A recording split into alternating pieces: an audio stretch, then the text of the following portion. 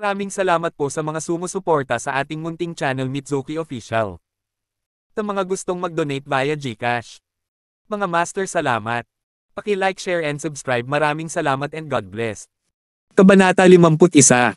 Irerente natin sa kanila. Tanong ulit ni Yolanda Lane ng sandaling nanahimik si Mark Ocampo.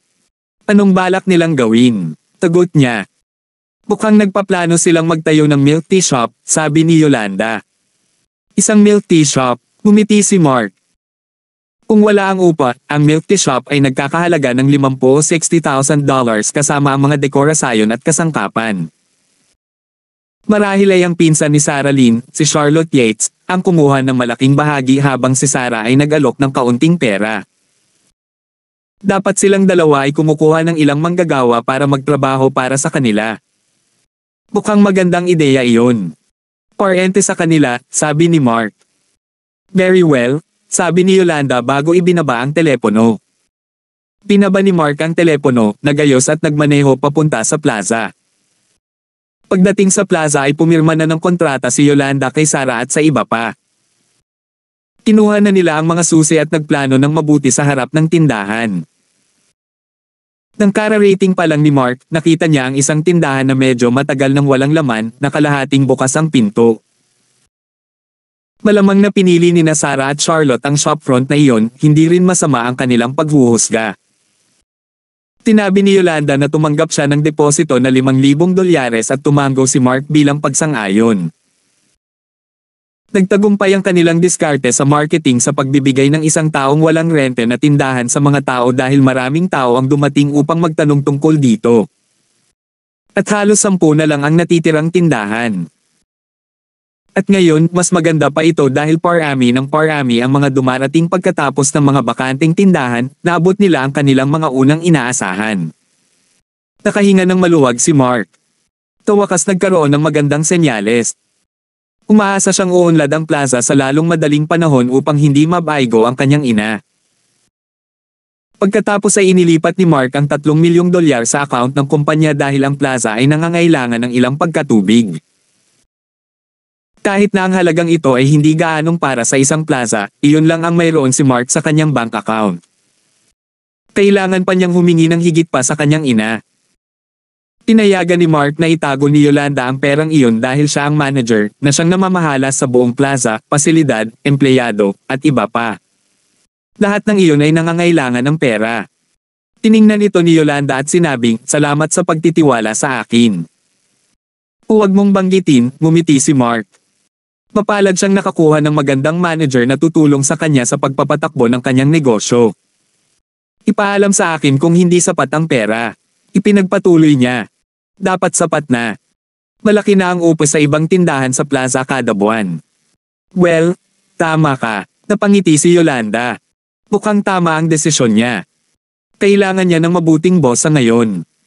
Ngayon ay tila tama ang kanyang desisyon. Dahil walang magawa si Mark, nagplano siyang pumasok sa paaralan para sa mga klase.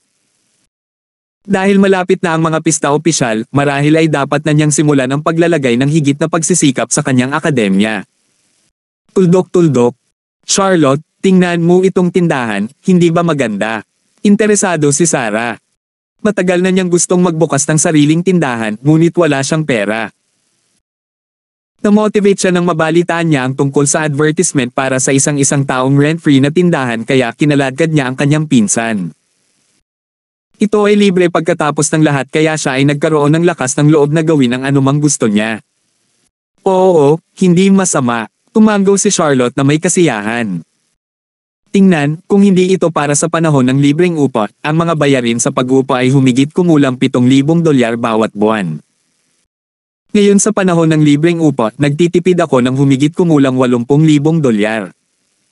Para akong nakakuha ng $80,000 profit. Tulad ng para sa dekorasyon at kasangkapan, naisip ko ito. Ang harap ng tindahan na ito ay hindi malaki, kaya mangangailangan ito ng hindi hihigit sa $40,000. Maaari tayong kumuha ng 2 empleyado para magtrabaho, at sa ilang advertisement sa paaralan, tiyak na kikita tayo. Malapit na tayong maging mga boss na kumikita ng $1,000 sa isang buwan nang walang ginagawa. Maaari pa nga tayong kumita ng higit pa riyan kung maganda ang negosyo. Medyo umaasa si Sarah. Umiti din si Charlotte. $30,000, kailangan niyang maglabas ng $30,000.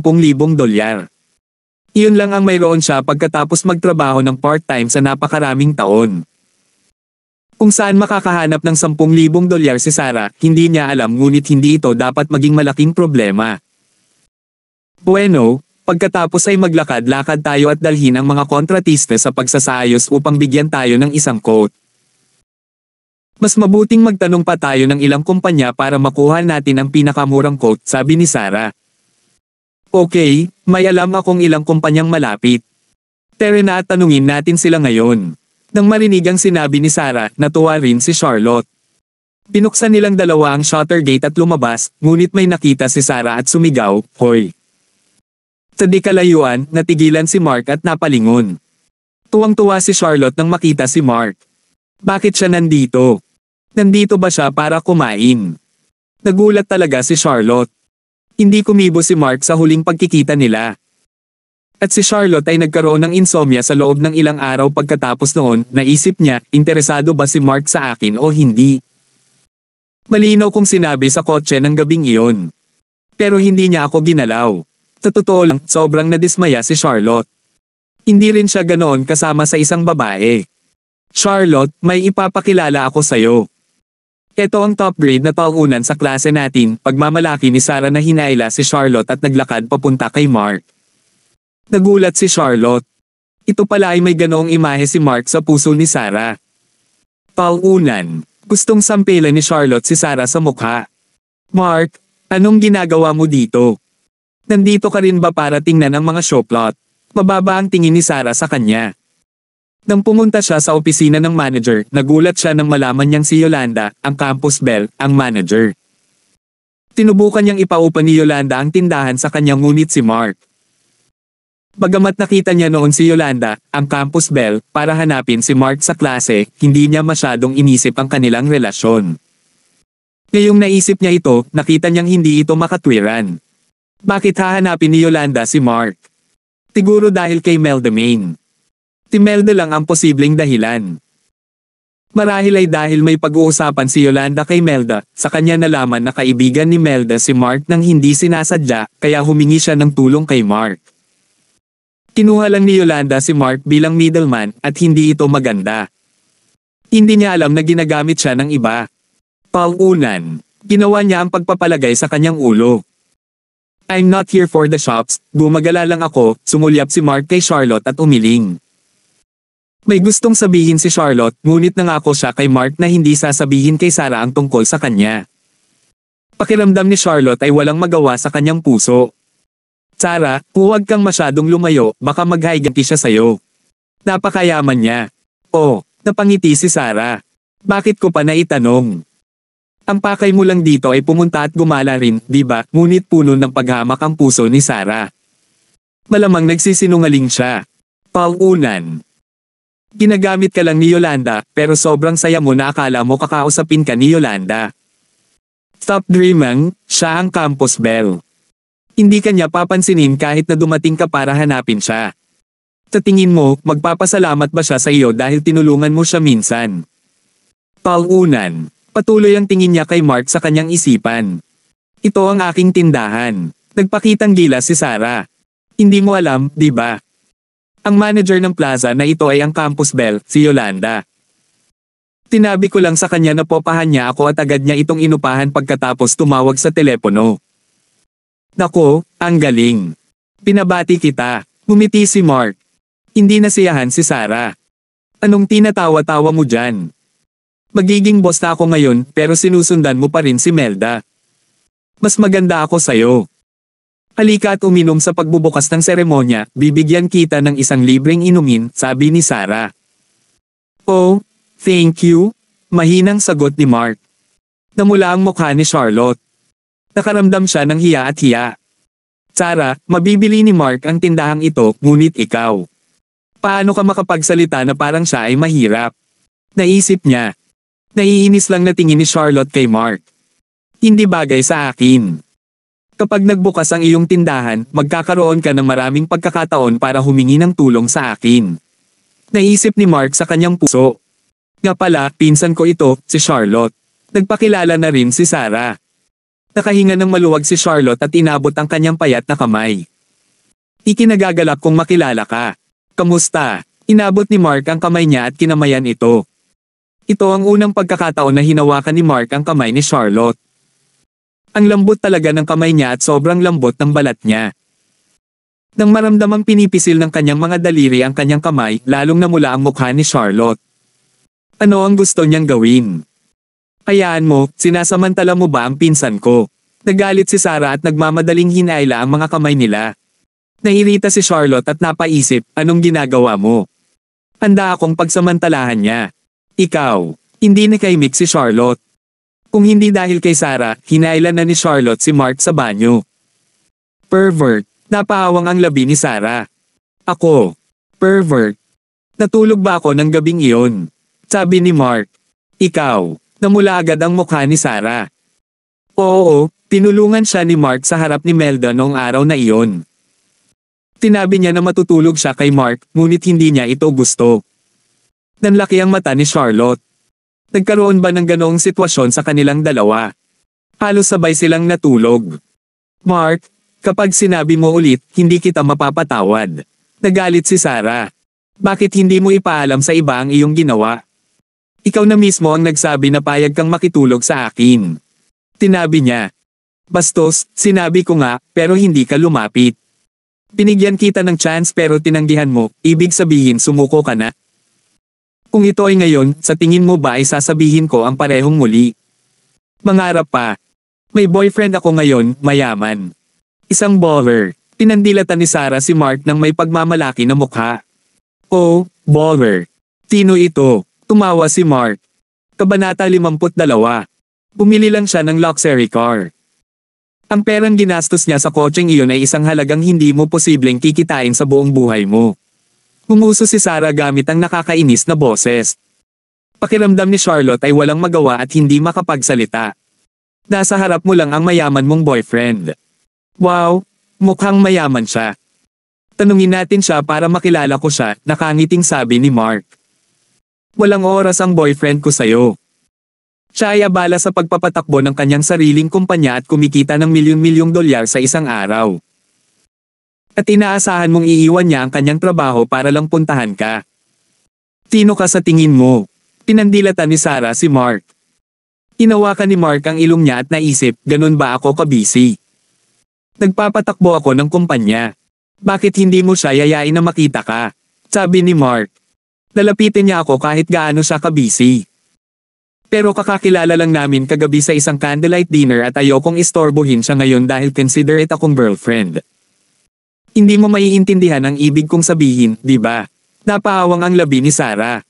Nagulat si Charlotte. Nagkita si Mark at Sarah kagabi. Hindi naman dapat, di ba? Kung hindi, paano silang dalawa ngayon? Sarah, tumigil ka na sa pagsasalita. Hindi na nakayanan ni Charlotte na makinig, kaya mabilis niyang hinayla si Sarah. Bakit hindi ko maituloy? Umiling si Sarah. Siya ay nasa masamang kalooban at naiirite sa mga salita ni Mark. Gustong-gusto niyang sipin si Mark sa mukha nito. Binigyan niya ito ng pagkakataong matulog kasama niya noon ngunit ayaw niya. Imposibleng hayaan niya itong lumapit ulit sa kanya ngayon. Oo, kaya ang conclusion ay hindi mo siya mapapante dito ngayon. Umiling si Mark. Hoy, tumigil ka nga. Tigaw ni Sarah. Naiinis siya. Sige, magpapadala ako ng mensahe sa boyfriend ko para hilingin na magmaneho siya ngayon. Habang nagsasalita siya, nilabas ni Sarah ang phone niya. Pakiramdam ni Charlotte ay walang magawa. Ngumiti si Mark. Laging nakasilent ang cellphone niya. Kahit gaano karaming mensahe ang ipinadala niya, walang ringtone na maririnig. Sunod-sunod na nagpadala ng mensahe si Sarah kay Baller, ngunit walang tugon. Nababalisa si Sarah. Baller, please reply to me? Okay. Kinagat ni Sarah ang kanyang labi at nagalinlangan, pagkatapos ay ipinadala muli ang mensahe sa Baller, reply me, I'll do whatever you want tonight. Dapat nakakaakit ang mga salita ko, di ba? Ngunit, hindi pa rin siya sumasagot. Nabigo at balisa si Sarah. Nag-isip siya sandali at nagpasyang magsinungaling, sinabi niya na nasa isang napakahalagang pulong siya ngayon at ililibre niya ako sa hapunan mamaya. Halos tumawa ng malakas si Mark. Kailan niya sinabi iyon? Pwede ka pang manlinlang. Napatigil siya sa pagsasalita dahil sa mga sandaling iyon, naglalakad si Yolanda patungo sa kanila mula sa kabilang direksyon.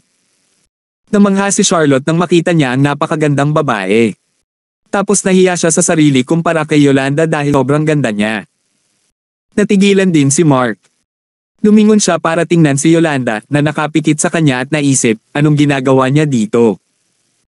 Agad na tumakbo si Mark para tulungan siya dahil nasugatan ang kanyang mga binti. Ngumiti si Yolanda at sinabing, salamat. Dapat naging mas maingat ka kagabi. Tingnan mo ngayon, hindi ka man lang makalakad ng maayos, walang magawang sabi ni Mark.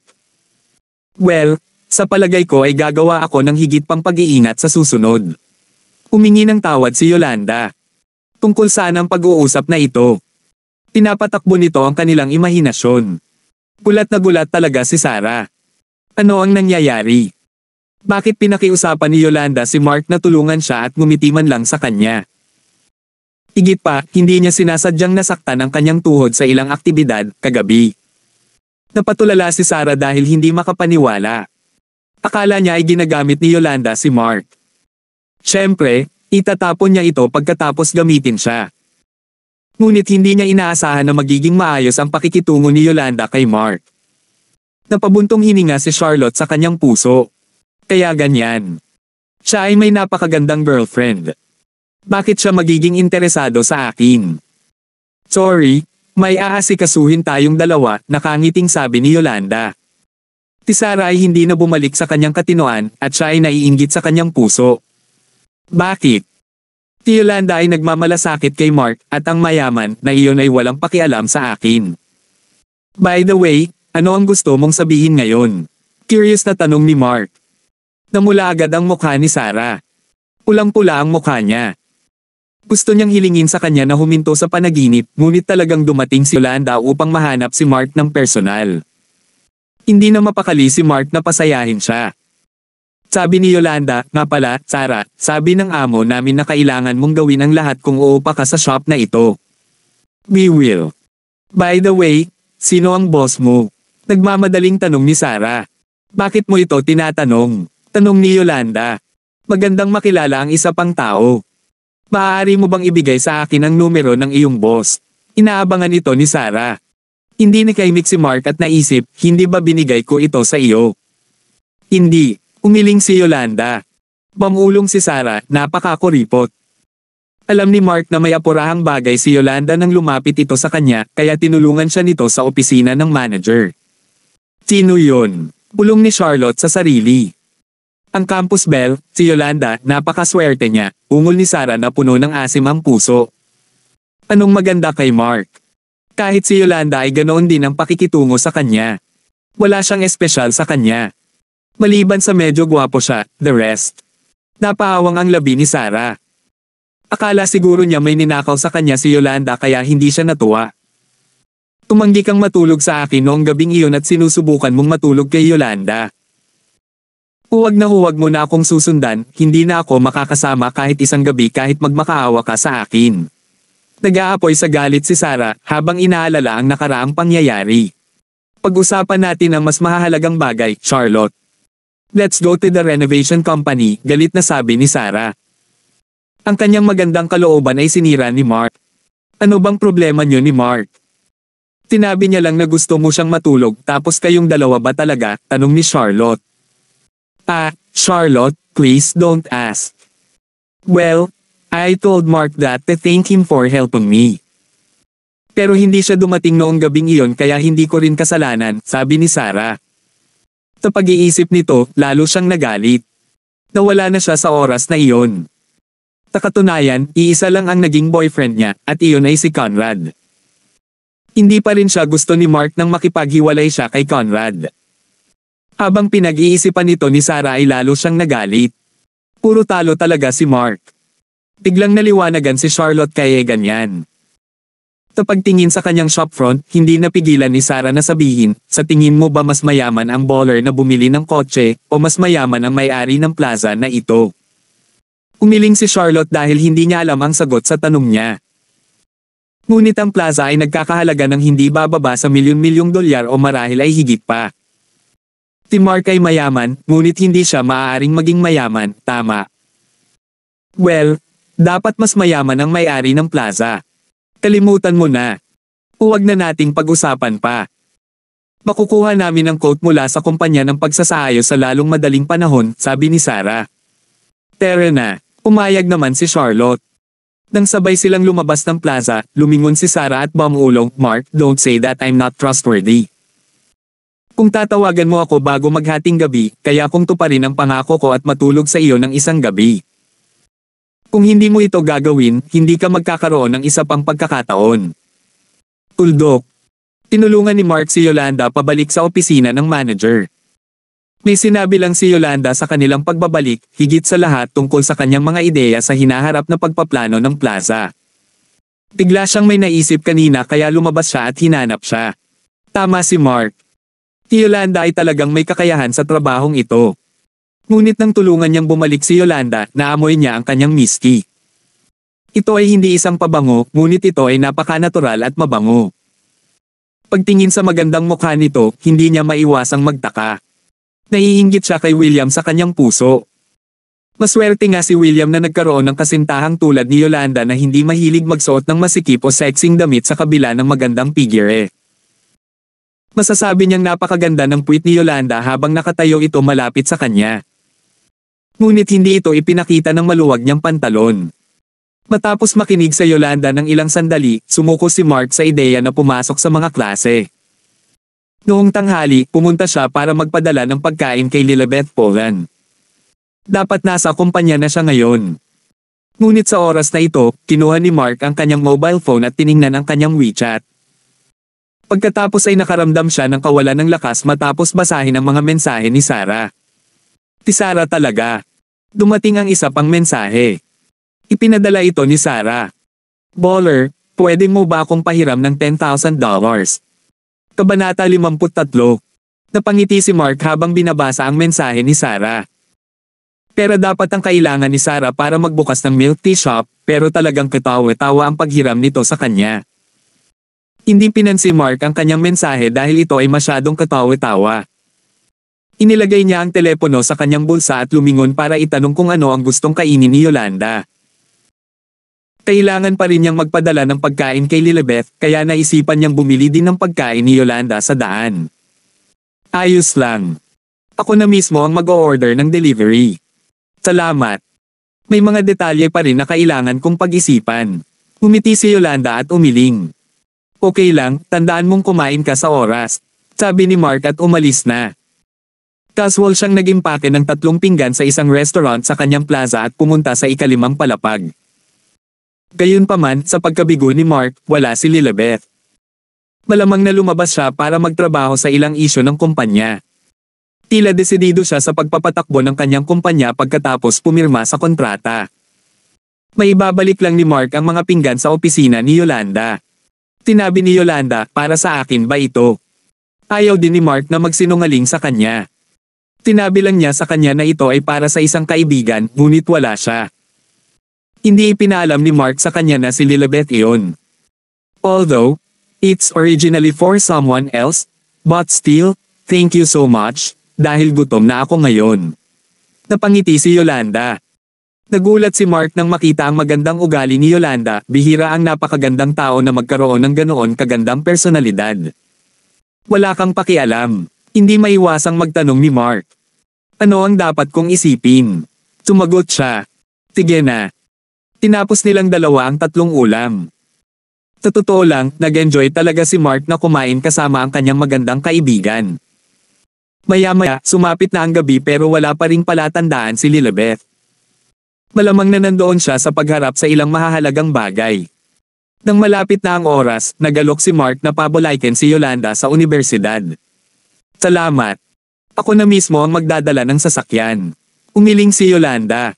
Nagulat si Mark. Bakit parang ayaw nang bumalik ni Yolanda sa paaralan? Tinulya pa ni Mark ang nasugatang tuhod ni Yolanda at umupo. Anong problema mo? Ayos lang. Hindi ko pa tapos ang trabaho ko, kaya babalik ako mamaya. Ayaw nang bumalik ni Yolanda sa paaralan dahil natatakot siyang hintayin siya ni William sa pintuan. Naisipan niyang matulog magdamag sa opisina dahil sa sopa siya matutulog. May nangyari ba sa iyo? Mahinang tanong ni Mark dahil ngayon lang niya nakita ang lungkot sa mga mata ni Yolanda. Marahil ay hindi niya sinasadyang nasugatan ang kanyang mga tuhod. Ngunit siya ay palaging masayahin at malaya, kaya tiyak na hindi niya ipahahayag ang kanyang tunay na emosyon sa kahit na sino. Hindi, sabi niya. Talaga, tanong ulit ni Mark. Oo, salamat sa iyong pag-aalala, paniniguro sa kanya ni Yolanda. Sabihin mo lang kung may mali, sabi ni Mark. Wala siyang magawa. Nagkaroon siya ng kasintahan, kaya hindi niya kailangang mag-alala tungkol sa kanya. Masasabi lang niya kay Yolanda na huwag masyadong magtatrabaho. Umiti si Yolanda at tumango. Umalis si Mark pagkatapos ng usapan. Ipinagpatuloy din ni Yolanda ang kanyang trabaho. Tapos biglang tumunog yung phone niya, galing kay William. Ayaw niyang sagutin ang tawag sa telepono ngunit wala siyang pagpipilian sa huli habang patuloy na nagriring ang kanyang telepono. Yolanda, nakikitulog ka ba sa lalaking nagpabalik sa iyo kahapon?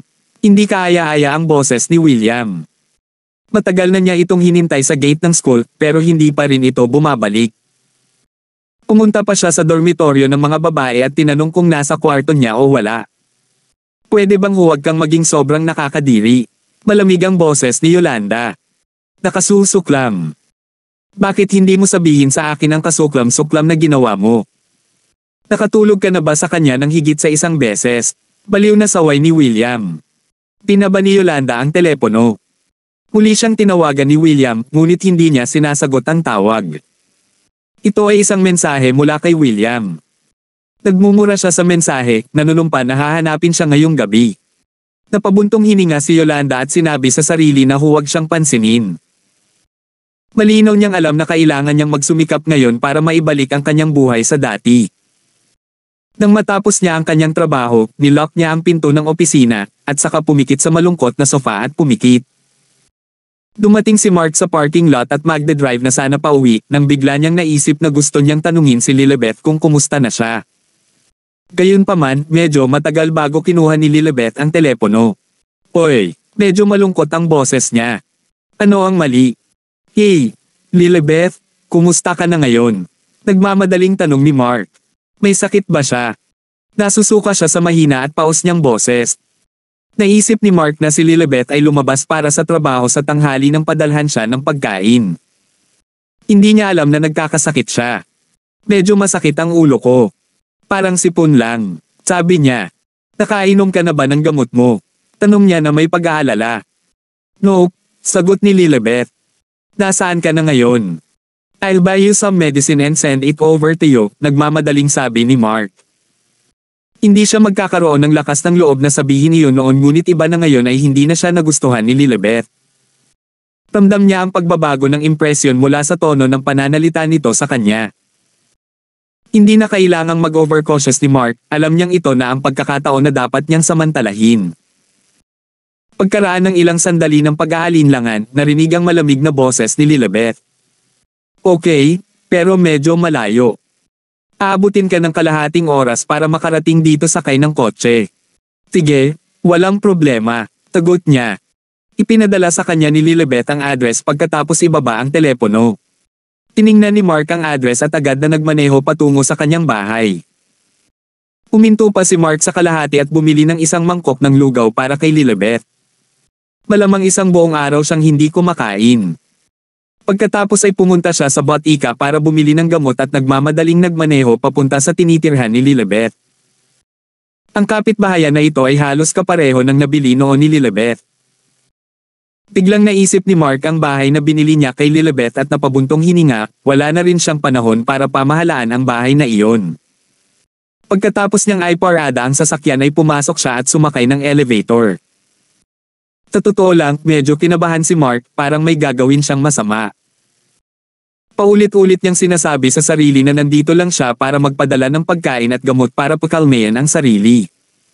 May sakit si Lilibeth ngayon kaya wala akong maisip tungkol sa kanya. Nagmamadaling umiling si Mark at inalis ang masamang kaisipang ito.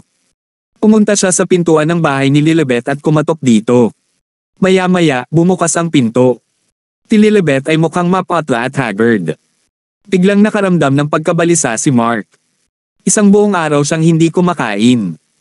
Bakit hindi siya tumawag sa kanya kapag siya ay may sakit? Kung tutuusin, asawa niya ito. Pakiramdam ni Mark ay walang magawa. Nakasuot siya ng casual na maluwag na damit na hanggang tuhod na kitang-kita ang mapatla niyang mga binti. Nakatsinelas din siya, kitang-kita ang magandang paa. Hindi nang ahas si Mark na tumingin sa ibang lugar dahil hindi maganda si Lilibeth. Pumasok ka at maupo ka. Tiningnan ni Lilibeth ang pagkain sa kamay ni Mark at nakaramdam siya ng pagkaantig. Siya ay talagang medyo gutom. Pumasok si Mark sa bahay na kinakabahan. Ito ang bagong tahanan ni Lilibeth. Dinala lang niya ang mga gamit sa dati niyang bahay kaya parang pamilyar ito sa kanya. Napabuntong hininga si Mark sa loob. Ito ang gamot mo at narito ang sinigang. Dapat kumain ka muna. Sige, sabi ni Lilibeth habang tinatanggap ang lugaw mula kay Mark. Naramdaman ni Mark na hindi komportable si Lilibeth sa presensya niya kaya nagpunta siya sa banyo. Nakatira siya sa isang single bedroom apartment para madaling mahanap ang banyo. Nang mapadaan siya sa balcony, nakita niya ang undergarments ni Lilibeth na nakasabit para matuyo. Mabilis na umiling si Mark at pinigilan ang sarili sa pag-iisip tungkol dito. Napagdesisyonan niyang huwag na siyang istorbohin at naisip niyang mas mabuting umuwi na si Helm. Pumunta si Mark sa banyo at tiningnan ang kanyang cellphone dahil naiinip siya. Nakita niya tuloy na may pinadala pa sa kanya si Sarah. Siya ay nonplussed at hindi niya makumbinsi ang kanyang sarili na ipahiram kay Sarah ang anumang pera. $10,000. Kailangan ko ng $10,000 at ipinapangako kung ibabalik ko ito sa iyo sa loob ng isang buwan. Natuwa si Sarah dahil sa wakas ay nag-reply na si Baller sa kanyang mensahe. Si Baller ang huling paraan niya para sa tulong pinansyal dahil hindi siya kailanman bibigyan ng kanyang mga magulang ng ganoong kalaking pera. Higit pa rito, hindi rin siya makakakuha ng labis sa kanyang credit card. Please, nagpadala ng isa pang mensahe si Sarah. Bakit kailangan kong ipahiram sa iyo? Kulit ni Mark. Gusto niyang siya mismo ang magsabi ng mga salitang iyon. Kung payag ka, pwede kitang samahan ng 3 araw at saka mo ako pautangin ng $10,000. Babayaran pa rin kita sa isang buwan. After a minute, sumagot si Sarah. Kahit nakakainis si Sarah, maganda pa rin ang kredibilidad niya. Nag-aalangan si Mark, hindi dahil gusto niyang matulog sa kanya, ngunit naisip niyang dapat niyang samantalahin ang pagkakataong ipahiya siya.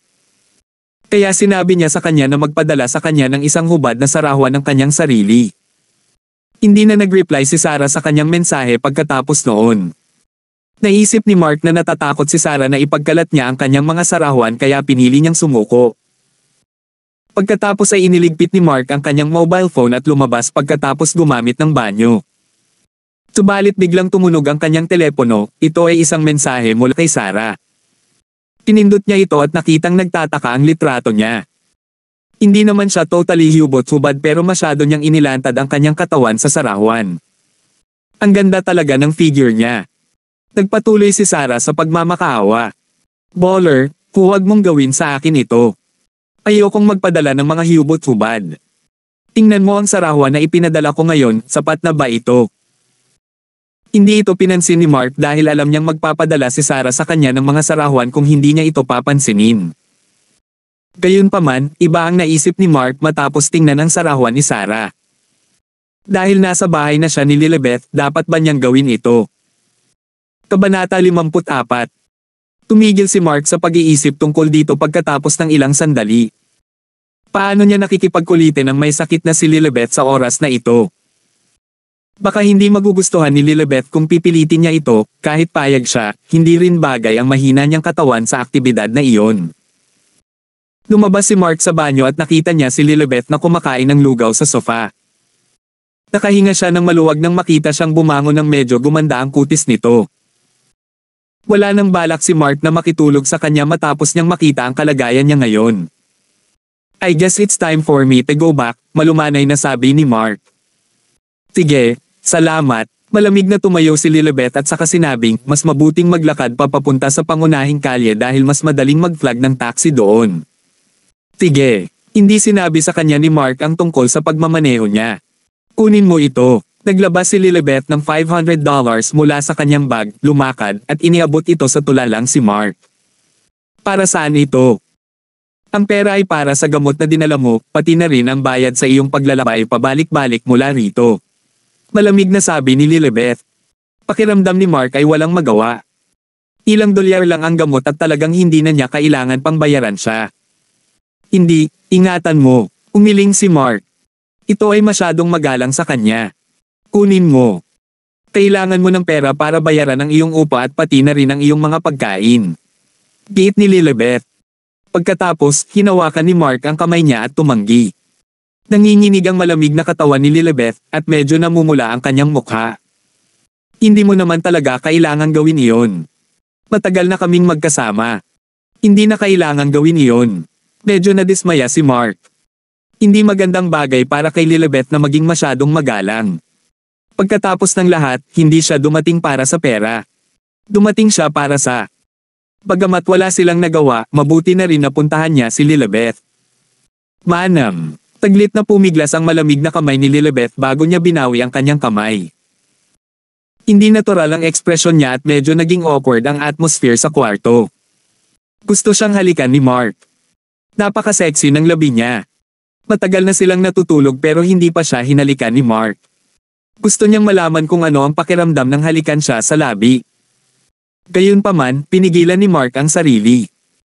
Malinaw niyang alam na ang impresyon nito sa kanya ay lalala ng husto kung tatanggihan niya ang kanyang halik at itutulak siya palayo. Magpahinga ka ng maayos.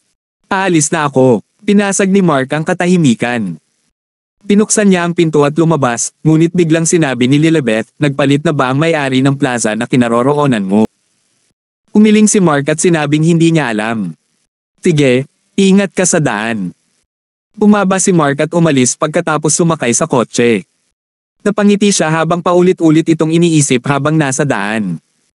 Bagamat wala siyang nagawa sa pagkakataong ito, nagawa niyang mapabuti ang impresyon ni Lilibeth sa kanya. Isang hakbang na lang ang palapit para makuha niya muli ang puso niya. Tuldok-tuldok.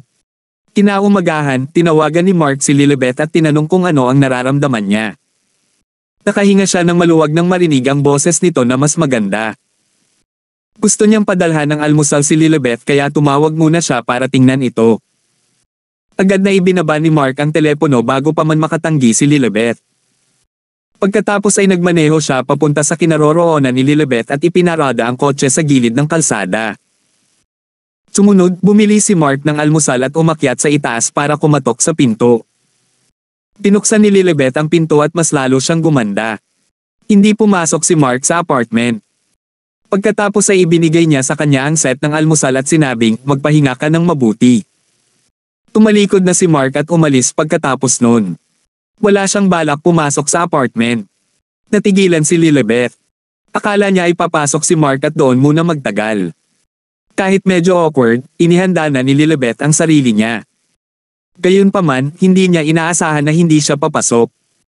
Tumingin si Lilibeth sa isang malaking set ng almusal may sinigang, buns, at jam.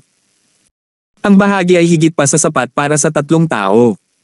Tumingin siya sa kanila ng ilang segundo at biglang umiling at tumawa. Maaari ko bang tapusin ang ganitong karaming pagkain?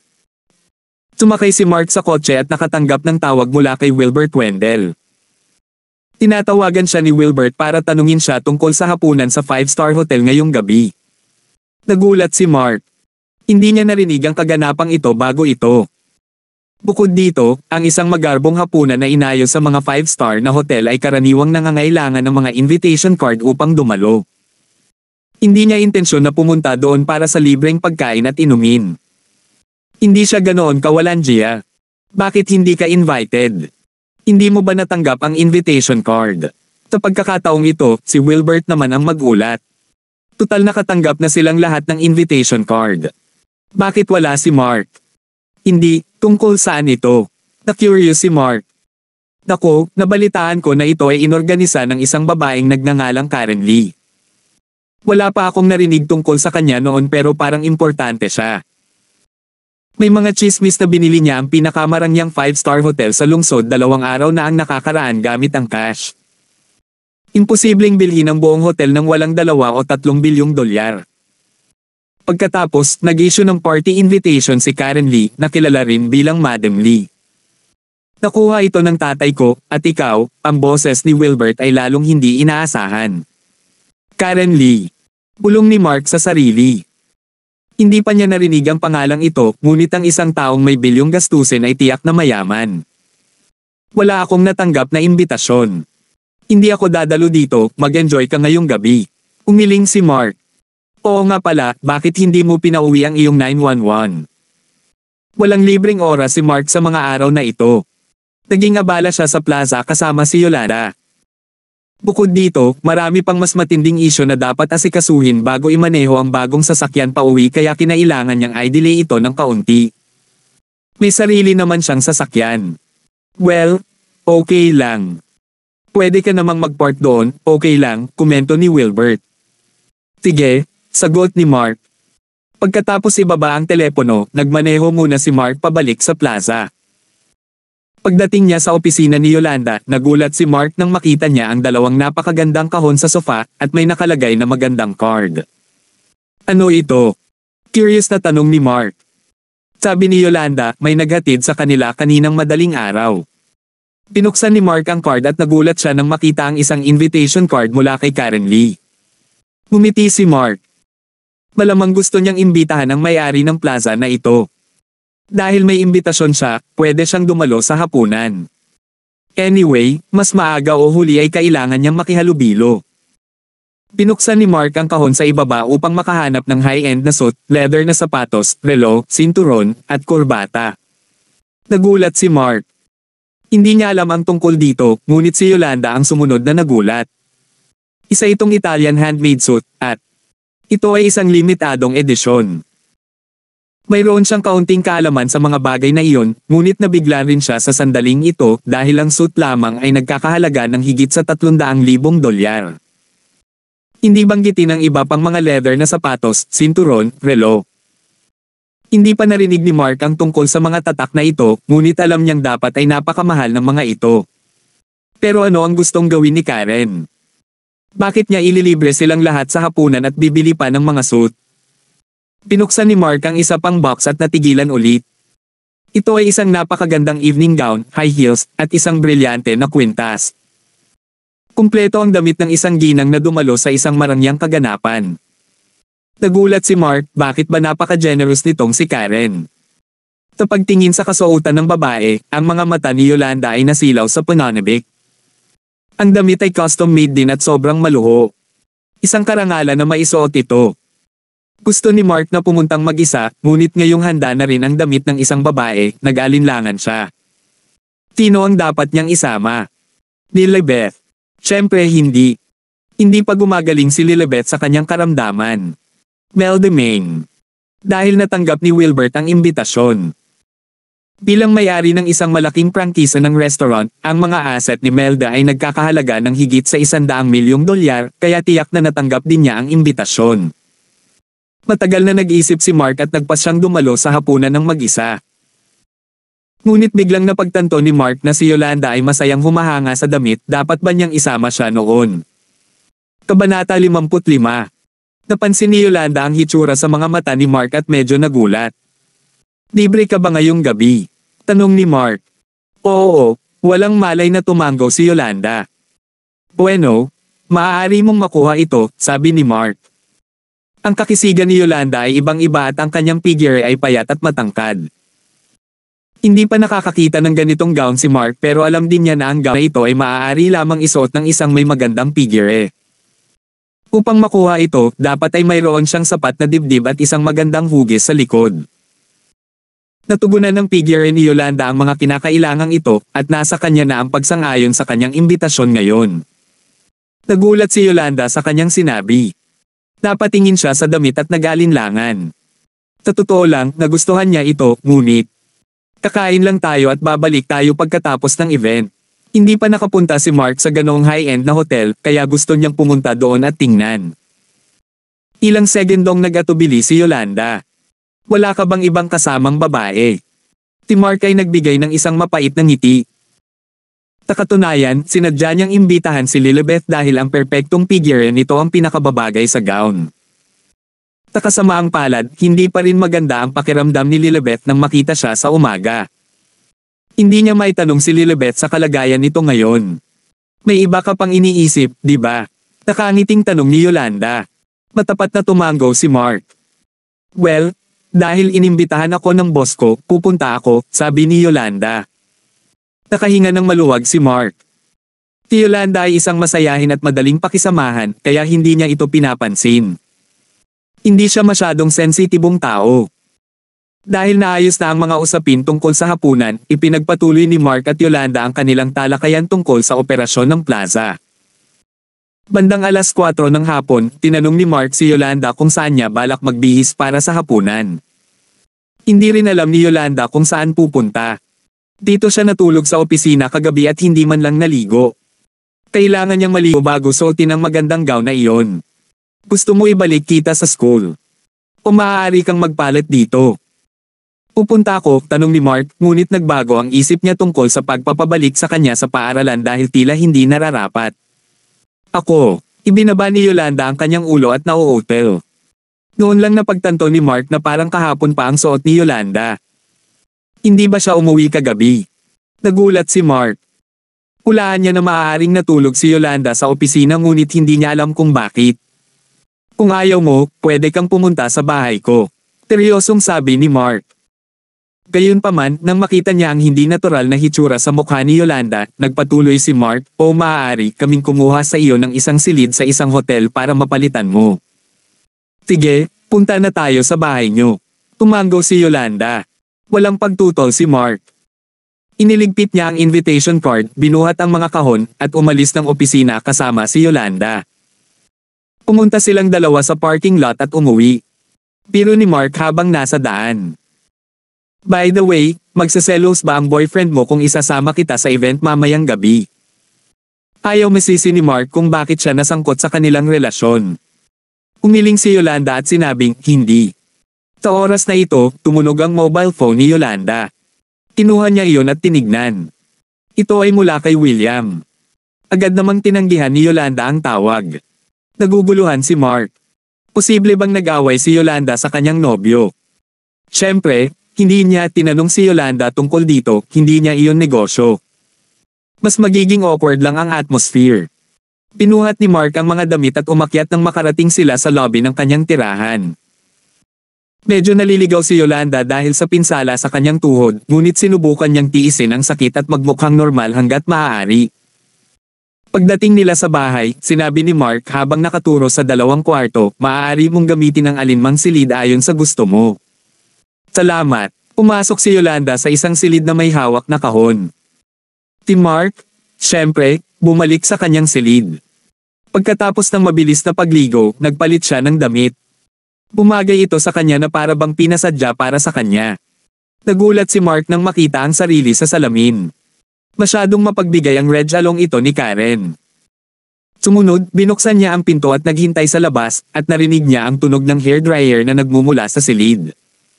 Kakatapos lang maligo ni Yolanda. Umupo si Mark at hinintay siya. Makalipas ang mahigit 10 minuto, bumukas ang pinto at nagulat si Mark. Napakarilag. Ito ang unang impresyon sa isip ni Mark. Ang kanyang matangkad na figure ay nababalot ng maselang evening gown na nagpapakita ng isang pangitain ng pagiging perpekto. Ang kanyang figure ay maihahambing sa kay Lilibet. Perbo ang balakang, balingkinita ng baywang, maningning ang mga mata at mapuputi ang ngipin. Ang kanyang mukha ay hindi nangangailangan ng anumang pampaganda. Naglagay lang siya ng kaunting lipstick at bahagyang kinulat ang buhok. Isa siyang sariwa at kaakit-akit na magandang babae. Rare, bihira talaga siya. Nagulat din si Yolanda nang makita niya si Mark sa kanyang suit. Ang suit na ito ay perpekto para sa kanya. Parang napaka-elegante niya dito. Hindi napigilan ni Yolanda na maging mas curious sa background ng mga magulang ni Mark. Isinantabi ang kanyang mga pagdududa, ngumiti si Yolanda at sinabing, handa na ako. Natauhan si Mark. Magpapakatanggi siya kung ipagpapatuloy niya ang pagtitig sa kanya ng ganoon. Bumaba silang dalawa at nagmaneho si Mark sa 5-star hotel. Ang Hotel Luna ay talagang ang pinakamarangyang hotel sa bayan. Ang mga dekorasyon at muebles ay kahanga-hanga. Si Karen ay dapat na isang mayaman at maimpluwensyang figure upang mabili ang hotel na ito. May mga iba't ibang luxury cars tulad ng Ferrari at Rolls-Royces na nakaparada sa entrance. Hindi kayang tumugma ang sasakyan ni Mark sa mga magagandang sasakyang iyon. Gayunpaman, sa sorpresa ni Mark, hindi siya tiningnan ng napakagandang security guard.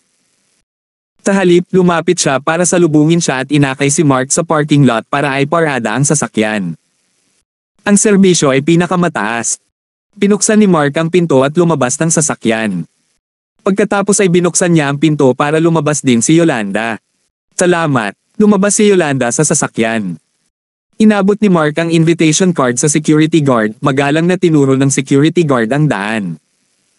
Si Mark ay talagang nagulat habang nasa daan dahil ang napakagandang interior ng hotel ay talagang nakadilat sa kanya. Ang halaga ng hotel na ito ay maaaring higit pa sa sinabi ni Wilbert. Napahiling siya sa sobrang takot. Sa sandaling ito, marami ng mga kilalang tao sa banquet hall sa unang palapag.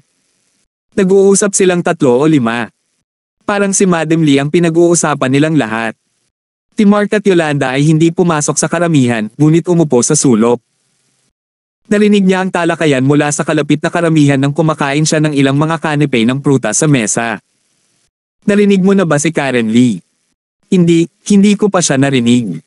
Sino siya sa lupa? Hindi ko alam, ngunit dapat siyang isang mahusay na makabili ng Old Henry's Hotel Luna. Hindi kapos sa pera ang matandang Henry. Masasabi ko lang na si Karen ay tiyak na nag-alok ng napakataas na presyo na kahit si Old Henry ay hindi makalaban. I guess si Karen ay galing sa isang malakas na background ng pamilya, kaya madali niyang nabili ang hotel. Sumasang-ayon ako. Kahit na sa mga taong naruroon ngayon, kakaunti lamang ang kayang bumili ng bilyon-bilyong dolyar ng sabay-sabay. Hindi simple itong si Karen. Mas misteryoso pa ang background ng pamilya niya. Pinakinggan ni Mark ang mga boses na ito at na-curious din siya kay Madam Lee. Malamang ay naruroon siya mamaya. Kung tutusin, inimbitahan niya sila sa hapunan na ito at pinaghandaan pa sila ng mga mamahaling damit. Gusto talaga siyang makilala ni Mark ng personal at least thank her for the night. Sa oras na ito, lumapit sina Wilbert Wendell at Harold Wendell para kumustahin. Biglang napagtanto ni Wilbert na ang relo sa pulso ni Mark ay nagkakahalaga ng higit sa 2 milyong dolyar. Lalo siyang nagulat nang makita niya ang suit at leather na sapatos ni Mark na nagkakahalaga ng hindi bababa sa 5 o 6 na milyong dolyar. Napakarangyang suot niya. Medyo nahihiya si Wilbert sa sarili niya. Medyo nahiya siya nang maisip niyang mas mayaman siya kay Mark noon. Gayunpaman, nagulat din siya nang makita si Yolanda sa tabi niya. Paano kaya dinala ni Mark si Yolanda dito? Hindi ba dapat niyaya niya si Melde Main bilang kadate niya? Nakita na niya si Melde na umiinom ng wine sa kabilang side. Hindi kaya nag-aaway silang dalawa. Umiti si Yolanda at binati si Harold habang si Mark ay tumingin sa paligid at nahadjap ng mata ni Melda. Nag-alinlangan si Mark at sinabi kay Yolanda, sa tingin ko nakita ko ang aking kaibigan, pupuntahan ko siya at kumustahin siya. Dahil nakita na siya ni Melda, magiging walang pakundangan kung hindi niya ito batiin. Sige, napangiti si Yolanda. Tumayo si Mark at naglakad papunta kay Melda. Ngunit sa oras na ito, si William Ury, na nakasuot ng suit, ay pumasok mula sa labas. Tumingin siya sa paligid at kumuha ng isang baso ng red wine sa isang waiter na dumaan. Akmang lalapitin niya ang kanyang mga kaibigan, ngunit bigla niyang nakita ang isang magandang ginang na mag-isa na nakaupo. May naisip siya at agad na gustong makipag-usap. Pero pagkalapit niya sa ginang ay napangiwi siya. Bakit parang pamilyar siya? Nagdududa itong lumapit sa kanya at agad na nagalit. Yolanda, buti na lang hindi mo pinansin ang tawag ko, pero bakit mag-isa kang pumunta dito? Sabihin mo sa akin, sinong bakla ang kasama mo? Keep on